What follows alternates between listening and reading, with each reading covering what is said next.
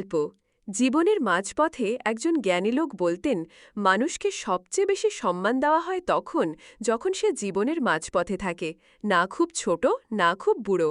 শৈশবে আমরা নির্ভরশীল, বৃদ্ধবেলায় নিরুপায়, কিন্তু মাঝ বয়সে হাতে থাকে শক্তি, বুদ্ধি আর সুযোগ। তখনই আসল পরীক্ষা। এই সময়েই আমরা দ্বিধায় পড়ি, টাকা রোজগার করব নাকি পরকালের জন্য প্রস্তুতি নেব। জ্ঞানী লোকটি উদাহরণ দিতেন, যেমন একজন মানুষ চাকরি করলে চাকরির শেষে তার হাতে পেনশন আসে, যা দিয়ে সে বৃদ্ধ বয়সেও স্বাচ্ছন্দ্যে থাকে। তেমনি যদি যৌবনে ইবাদত বন্দেগি করো, আল্লাহ তোমাকে এমন পেনশন দেবেন যা দিয়ে তুমি আখিরতে চিরকাল শান্তিতে থাকবে।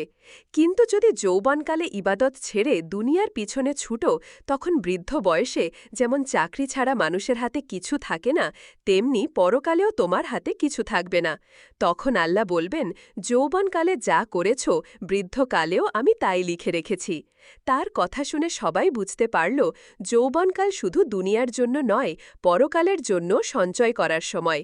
আর যে এই সময়টাকে সঠিকভাবে কাজে লাগায় সে দুনিয়াতেও শান্তি পায়, আখিরাতেও।